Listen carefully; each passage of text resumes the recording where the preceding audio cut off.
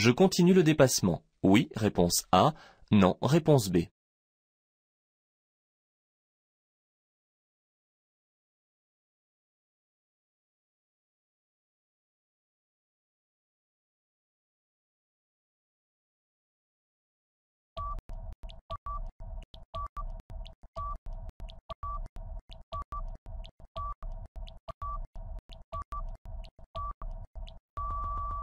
Sur l'autoroute, je suis en cours de dépassement d'un véhicule de service faisant usage de ces gyrophares jaunes.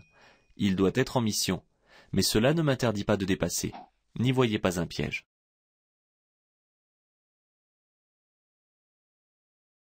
J'emprunte une route à accès réglementé. Réponse A. J'emprunte une route réservée aux véhicules légers. Réponse B.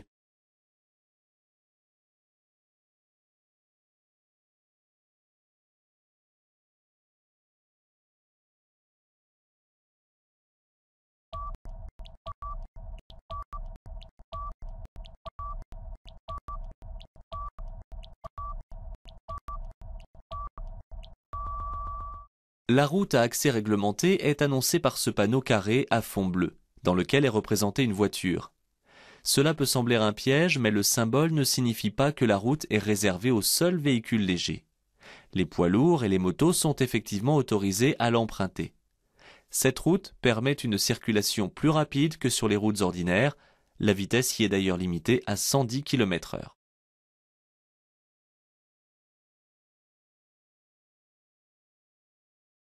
Pour aller en direction de l'autoroute, je reste où je suis. Réponse A. Je change de fil. Réponse B.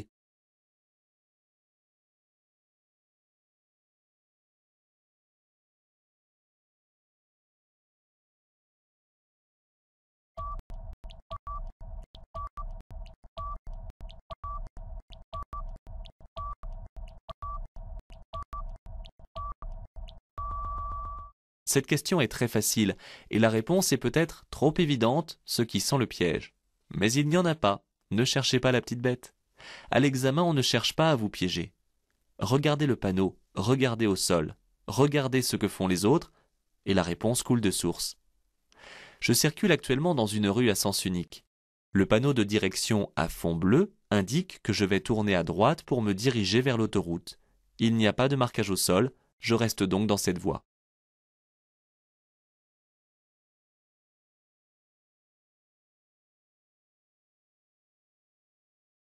La vitesse est limitée à 110 km/h. Oui, réponse A. Non, réponse B. Je peux circuler à 110 km/h. Oui, réponse C. Non, réponse D.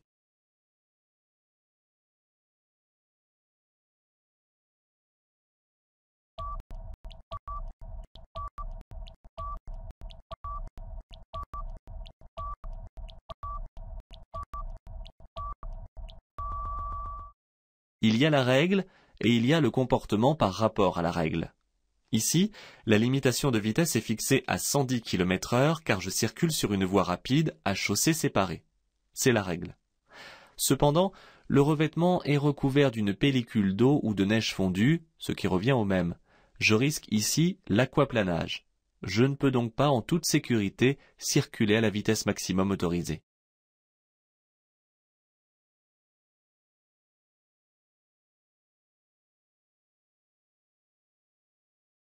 Pour pouvoir circuler, je dois dégager la neige de la lunette arrière. Oui, réponse A. Non, réponse B. Des vitres latérales. Oui, réponse C. Non, réponse D.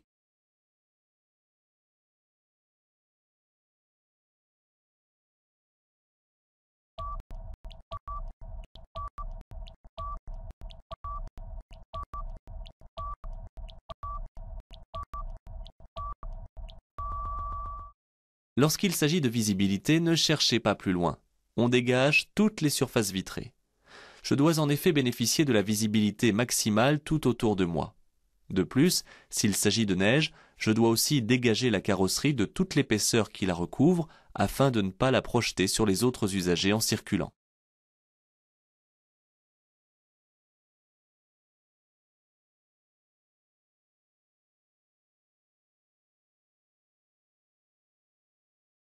À cette intersection, je dépasse ce cycliste par la droite. Oui, réponse A.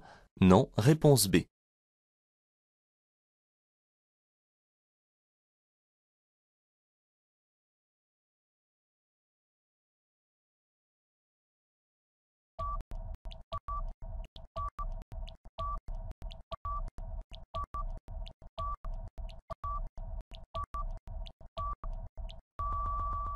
Le piège, c'est que le bras n'est pas ici tendu, mais la situation est toutefois claire.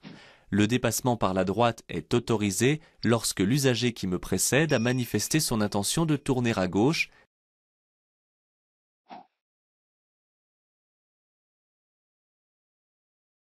Après le panneau, je peux m'arrêter dans le renfoncement. Oui, réponse A. Non, réponse B.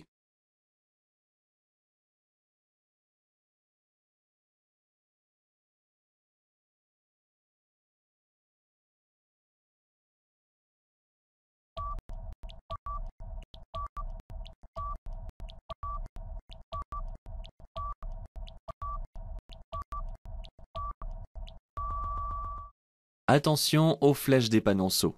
Pour m'y retrouver, je couche au sol le panonceau en plaçant le pied de la flèche au pied du support.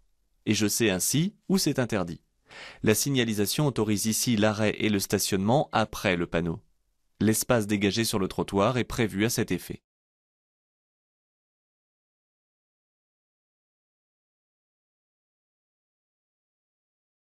La résistance à l'air est plus forte si je roule à 90 km/h. Réponse A.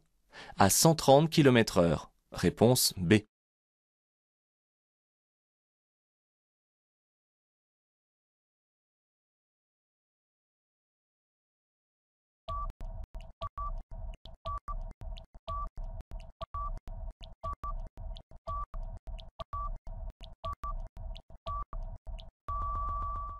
Question un peu technique qui peut paraître piégeuse. Plus ma vitesse est élevée et plus mon véhicule oppose une résistance à l'air. Il faut en effet imaginer un tunnel de la dimension du véhicule. En une seconde, je pousse plus d'air devant moi si je circule à 130 km/h plutôt qu'à 90 km/h. La résistance tient dans ce volume d'air à déplacer.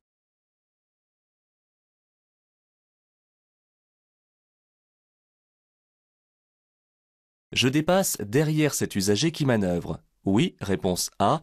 Non, réponse B.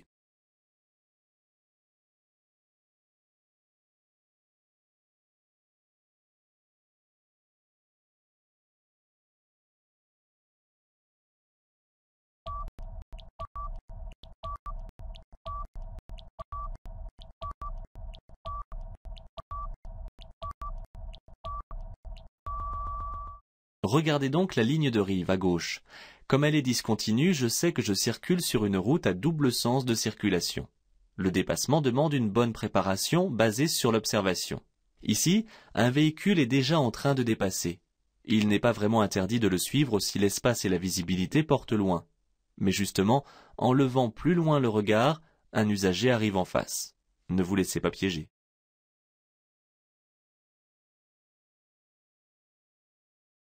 À droite, le stationnement est gratuit. Réponse A. Alterné semi-mensuel. Réponse B. Réservé à la livraison. Réponse C. Contrôlé par disque. Réponse D.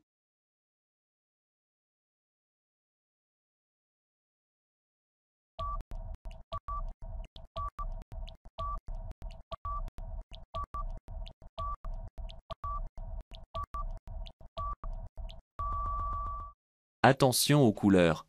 Le marquage bleu est toujours associé au stationnement contrôlé par disque. On parle alors de zone bleue. Les lignes au sol sont de couleur bleue. Ce type de marquage m'indique que le stationnement est contrôlé par disque, donc limité et gratuit. Un espace de livraison est jaune.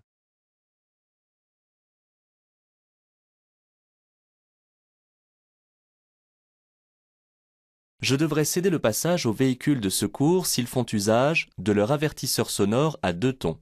Oui, réponse A. Non, réponse B. De leur feu gyrophare bleu. Oui, réponse C. Non, réponse D.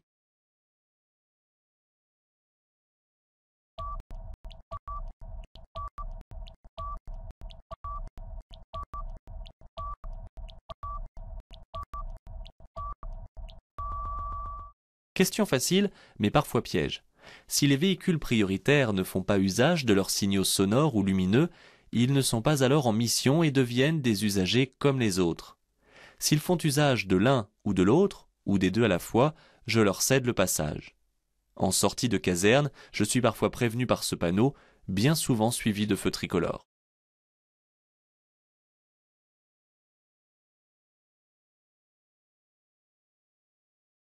Je dois impérativement circuler avec les feux de croisement.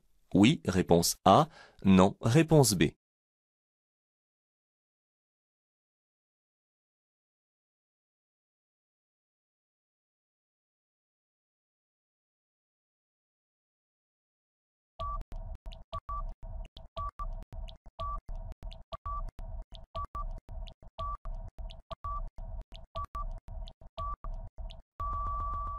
Entre pouvoir et devoir, il existe une nuance qu'il faut connaître.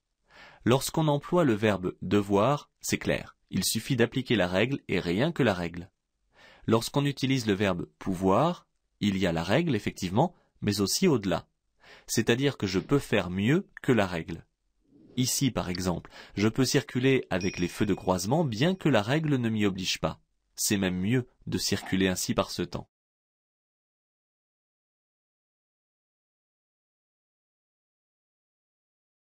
Pour tourner à droite, je clignote, je freine, je contrôle, puis je serre ma droite. Réponse A. Je freine, je contrôle, je serre ma droite, puis je clignote. Réponse B. Je contrôle, je clignote, je serre ma droite, puis je freine. Réponse C.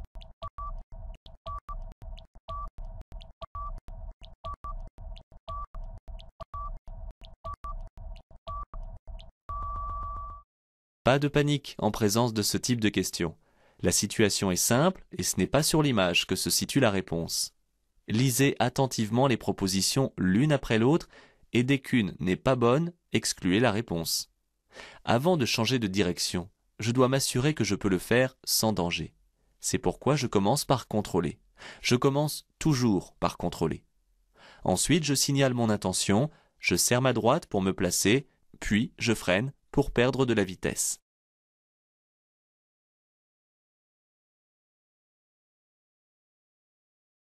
Je circule dans un long tunnel. Cette borne d'appel d'urgence permet de rentrer en contact avec la police ou la gendarmerie. Réponse A. Les pompiers. Réponse B. Les agents de sécurité et d'exploitation du tunnel. Réponse C. Le SAMU. Réponse D.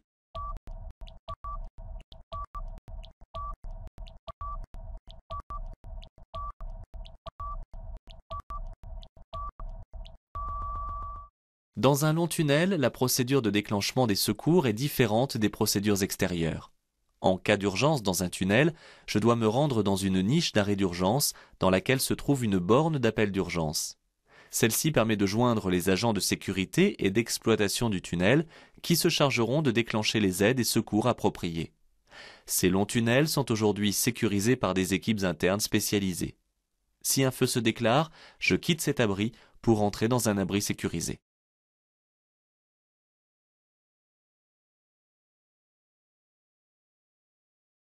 Dans cet emplacement, rangé face à ce véhicule blanc, je suis bien arrêté. Oui, réponse A. Non, réponse B. Bien stationné. Oui, réponse C. Non, réponse D.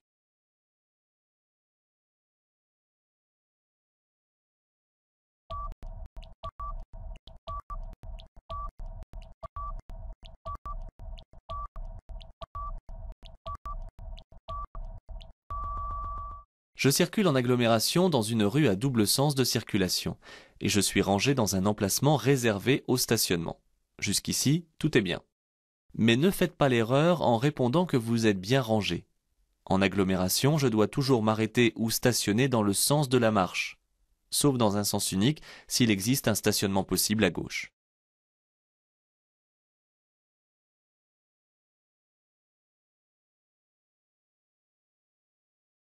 Je circule sur une route à caractère prioritaire. Oui, réponse A. Non, réponse B. Cette route est actuellement interdite aux véhicules transportant des matières dangereuses. Oui, réponse C. Non, réponse D.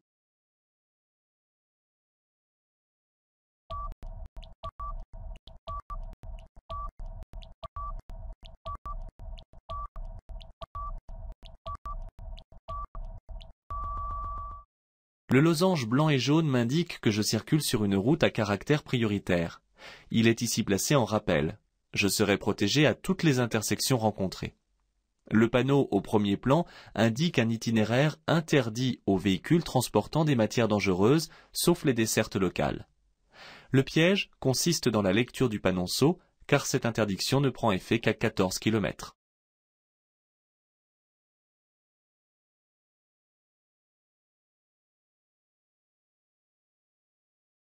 Il y a une incidence sur la consommation de carburant si je circule avec les vitres ouvertes. Oui, réponse A. Non, réponse B. Si je transporte mes bagages sur le toit. Oui, réponse C. Non, réponse D.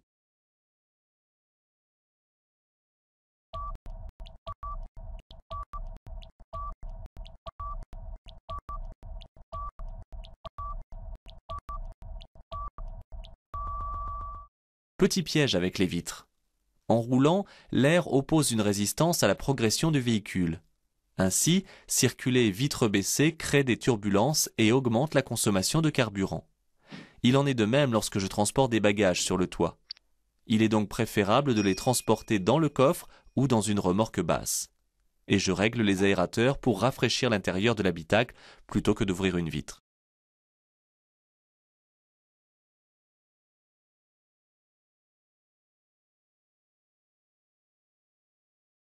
La ligne jaune continue, à droite, interdit l'arrêt. Oui, réponse A. Non, réponse B. Le stationnement, oui, réponse C. Non, réponse D.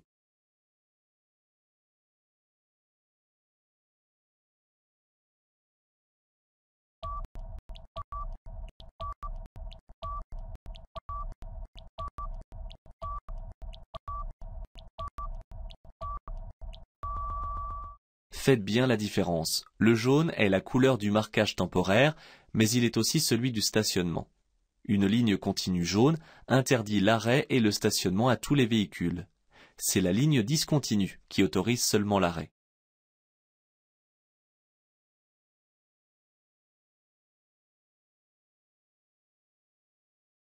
Si je ne m'arrête pas, je risque un retrait de points. Oui, réponse A. Non, réponse B.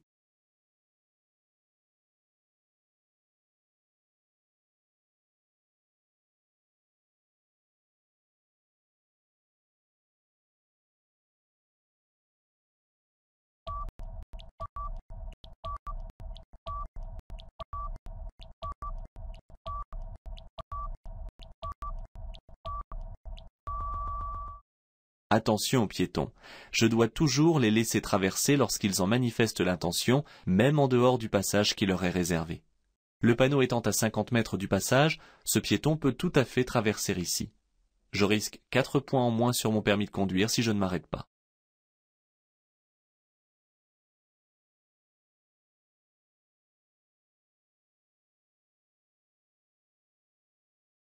Je m'interdis de conduire si je prends un médicament comportant un logo orange. Oui, réponse A. Non, réponse B. Un logo rouge. Oui, réponse C. Non, réponse D.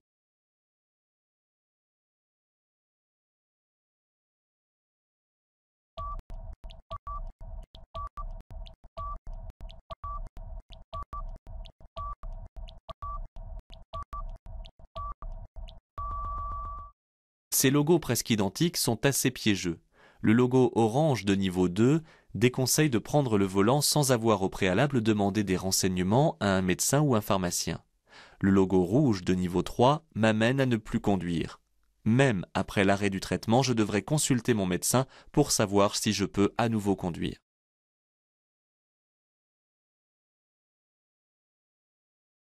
Par temps de neige, je peux être confronté à de l'aquaplanage. Oui, réponse A. Non, réponse B.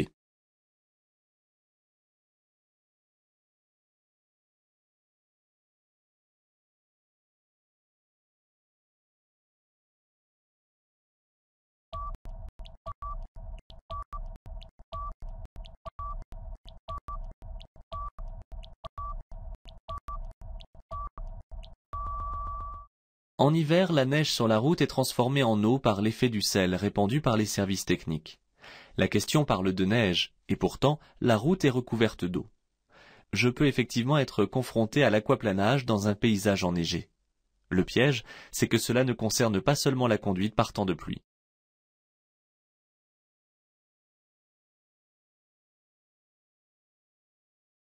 Après salage, la chaussée est mouillée. L'adhérence est divisée par 2. Réponse A. Le freinage est multiplié par 2. Réponse B. Le temps de réaction est multiplié par 2. Réponse C.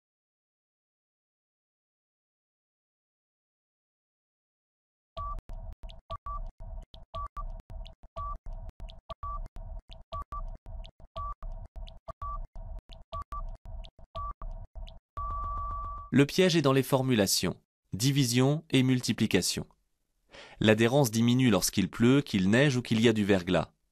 Lorsque l'adhérence est réduite, la distance de freinage est allongée. Sur route mouillée comme ici, on estime qu'il faut doubler la distance de freinage parce que l'adhérence est divisée par 2. Le temps de réaction ne dépend pas des conditions météorologiques, mais du seul conducteur. Je passe pied devant le frein. Si l'usager me regarde, oui, réponse A. Non, réponse B. Si l'usager ne me regarde pas, oui, réponse C. Non, réponse D.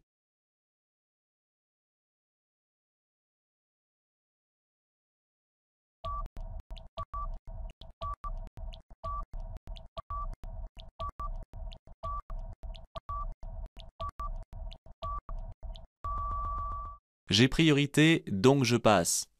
Ne tenez jamais ce type de raisonnement, ni à l'examen, ni sur la route.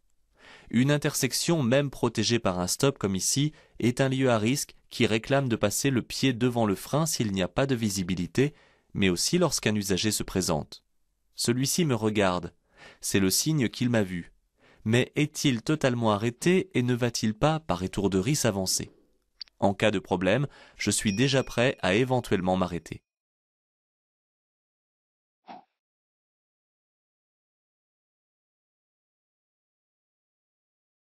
Je dois céder le passage à droite s'il s'agit d'une rue qui débouche. Oui, réponse A. Non, réponse B. D'un accès de résidence avec un bateau le long du trottoir. Oui, réponse C. Non, réponse D.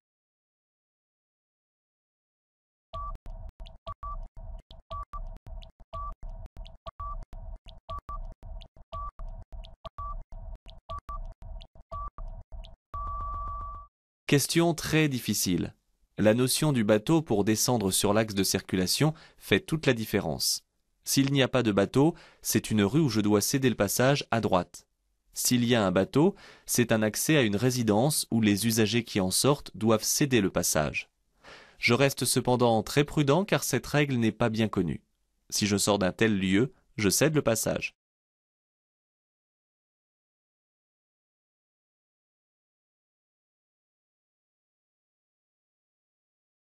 Je peux circuler en agglomération avec les feux de brouillard avant. Oui, réponse A. Non, réponse B. Les feux de brouillard arrière. Oui, réponse C. Non, réponse D.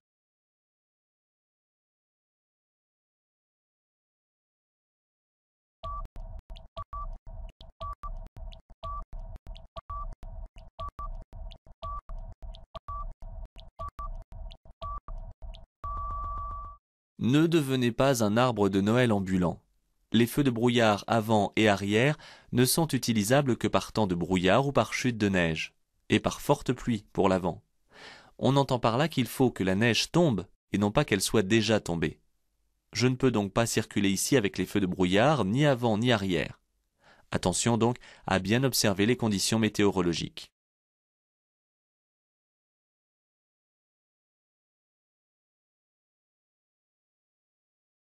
Pour stationner à gauche dans cette rue, je vais me ranger directement. Réponse A. Je fais d'abord demi-tour. Réponse B.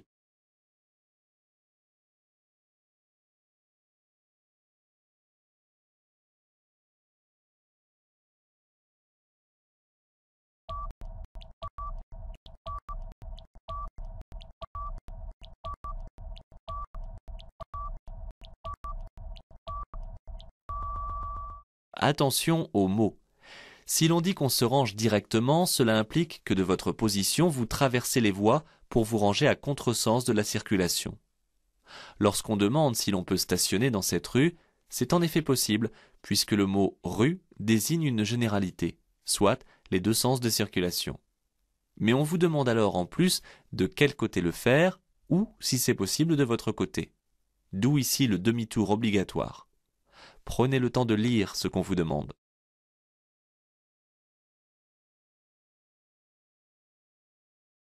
La voie de gauche circule moins vite que la mienne. Je dépasse le véhicule noir par la droite. Oui, réponse A. Non, réponse B.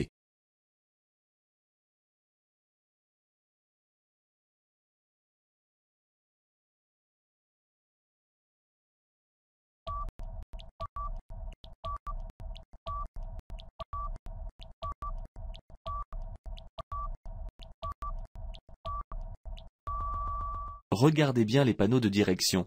Ils me renseignent sur l'affectation des voies.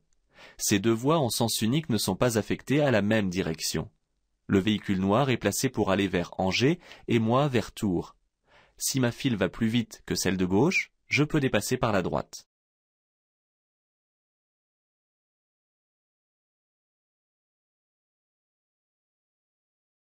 Pour circuler sur cette voie, je dois atteindre au minimum 100 km/h. Oui, réponse A. Non, réponse B.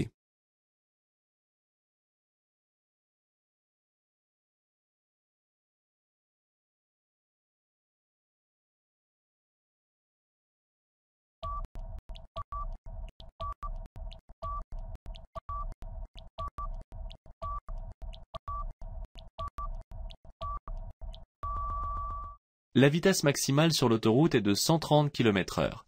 Mais pour pouvoir utiliser la voie la plus à gauche, la vitesse minimale obligatoire, il faut le savoir, est de 80 km/h. Ceci lorsque les conditions météorologiques et la circulation s'y prêtent.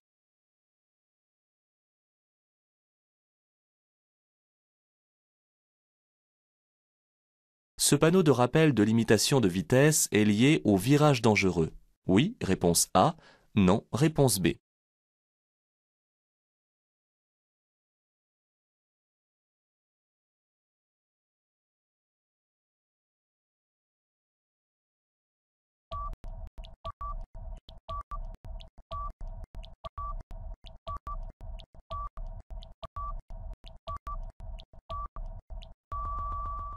Je circule apparemment en agglomération et la vitesse est déjà limitée à 50 km/h.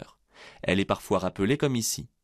Le virage annoncé se situe à environ 150 mètres et la limitation implantée ici me permet de réajuster la vitesse à l'avance afin de bien le passer. Ces deux panneaux sont donc liés. Cela me permettra de plus d'aborder le carrefour giratoire annoncé plus loin à vitesse réduite.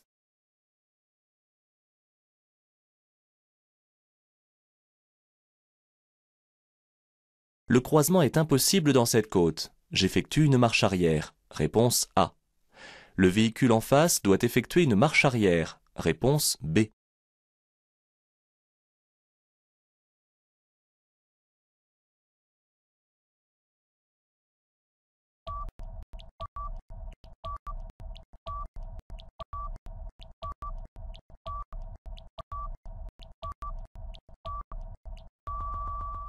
Attention aux questions avec une côte ou une descente. Il faut savoir repérer dans l'environnement de l'image si cela monte ou si cela descend. Ici, on voit le ciel et non pas le fond de vallée. L'intitulé dit que je monte. Le véhicule que je m'apprête à croiser est de même gabarit. Celui qui descend doit s'arrêter en premier, et, à gabarit égal, c'est aussi à lui de reculer.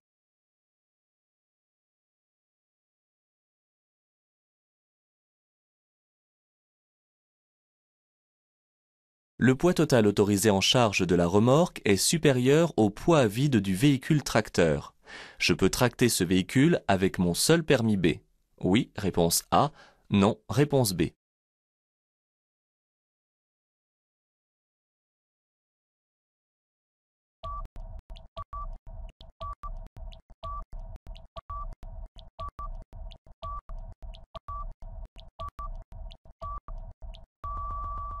Question complexe où il faut connaître très exactement les définitions des permis de conduire. En réalité, lorsqu'on achète une remorque, le vendeur demande quel véhicule va la tracter. Dans les autres cas, on relit les textes. Si le poids total en charge de la remorque dépasse le poids vide du véhicule tracteur, ou que l'ensemble des poids total autorisés en charge dépasse les 3,5 tonnes, dans ce cas, il faut passer le permis E. B. C'est une épreuve complémentaire au permis B avec une manœuvre spécifique.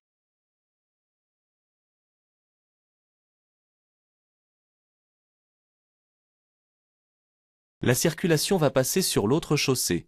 Oui, réponse A. Non, réponse B.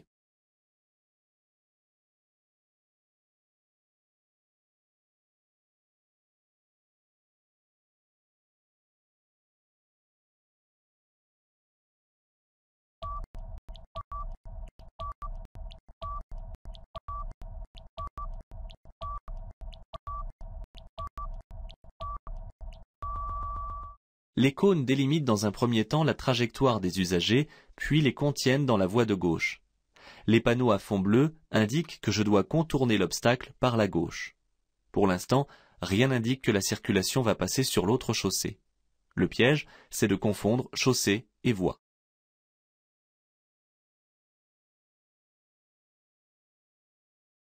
La signalisation m'annonce un ralentisseur à 150 mètres. Réponse A.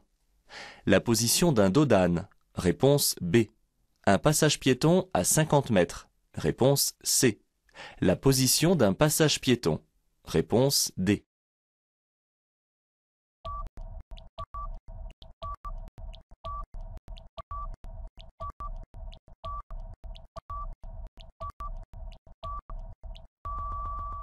Lorsqu'il s'agit de distance d'effet d'un panneau, il faut être méthodique, en éliminant ou en retenant au fur et à mesure les propositions.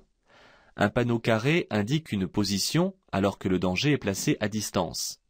Les panneaux concernant des indications utiles à la conduite des véhicules sont à fond bleu. En général, il y a une règle de comportement à observer. Ils peuvent comme ici indiquer la position d'un danger, en l'occurrence la position d'un ralentisseur et d'un passage pour les piétons.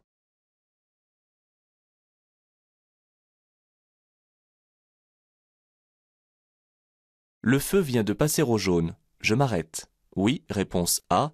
Non, réponse B.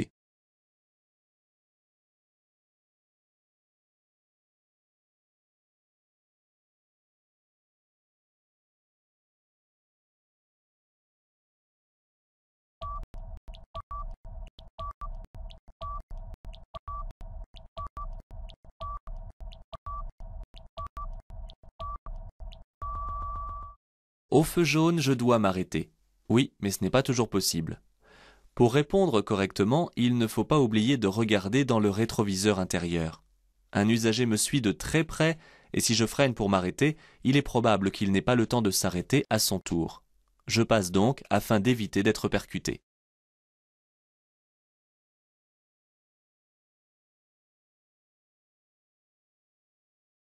Je dois d'abord marquer l'arrêt avant le passage pour piétons. Oui, réponse A. Non, réponse B.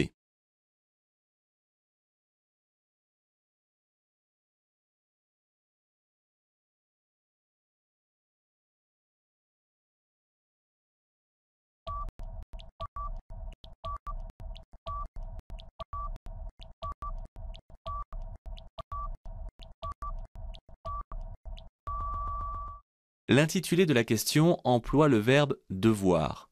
Y a-t-il donc une obligation de le faire? Oui, mais c'est conditionné à la présence d'un piéton, et non pas pour le stop en lui-même. Ne confondez donc pas entre piéton et stop en ce qui concerne l'obligation de marquer l'arrêt. Si aucun piéton ne se présente pour traverser, je n'ai pas à marquer l'arrêt avant le passage pour ensuite le marquer à la ligne d'effet du stop.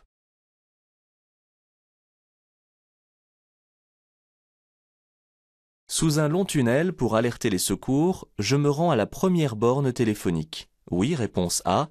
Non, réponse B. J'utilise sur place mon téléphone portable. Oui, réponse C. Non, réponse D.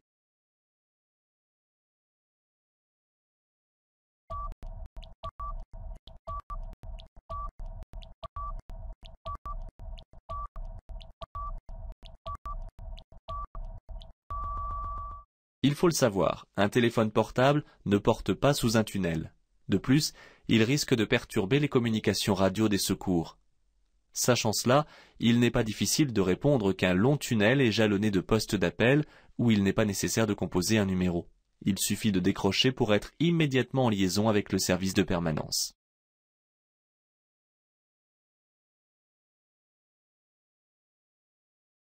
Je suis en période probatoire. Je circule sur une autoroute. Oui, réponse A. Non, réponse B. Je suis limité à 100 km/h. Oui, réponse C.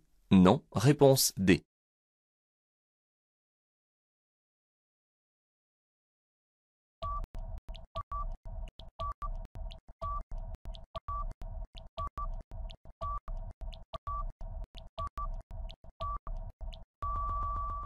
Je circule sur une chaussée à sens unique, ainsi que l'indiquent les deux panneaux. Mais ce n'est pas une autoroute, car par définition, une autoroute est à sens unique, et ces panneaux sont alors superflus. En période probatoire, sur ce type de route, la vitesse limite est abaissée à 100 km/h.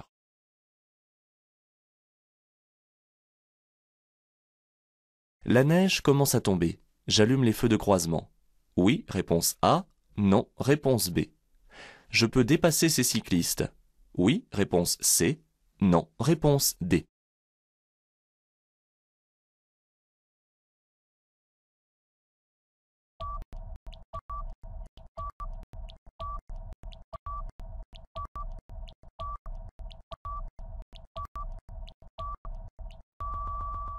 J'allume les feux de croisement dès maintenant car la luminosité baisse. Peut-on dépasser un usager alors qu'on arrive sur une ligne d'annonce de ligne continue? Il faut avoir terminé le dépassement au niveau de la dernière flèche. Il est donc possible ici de dépasser les cyclistes car ils sont très lents et j'aurai rapidement terminé la manœuvre.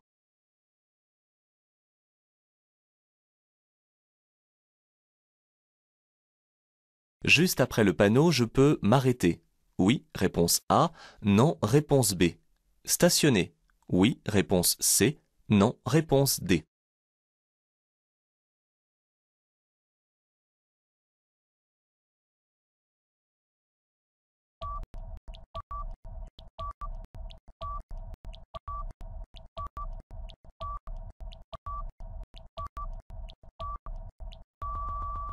Attention, il y a la règle du panneau et la règle générale. Ici, il faut en tenir compte. Ce panneau indique que le stationnement est interdit, et le panonceau précise que c'est sur une distance de 150 mètres. Il n'interdit pas l'arrêt, mais le lieu m'empêche ici de m'arrêter en toute sécurité. Je suis en effet à proximité d'un virage, et m'arrêter ou stationner à cet endroit est très gênant, sinon dangereux.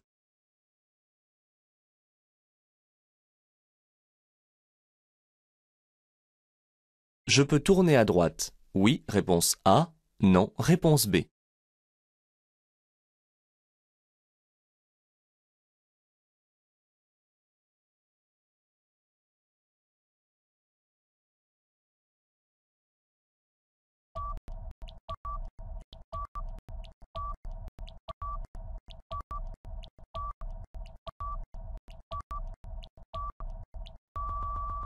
Regardez bien l'environnement, et plus particulièrement le marquage au sol.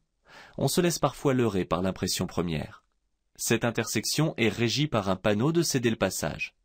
En observant sur ma droite la signalisation au sol, je me rends compte que la ligne des faits traverse toute la chaussée. Cette rue est donc à sens unique. C'était là le piège. Je ne peux pas tourner.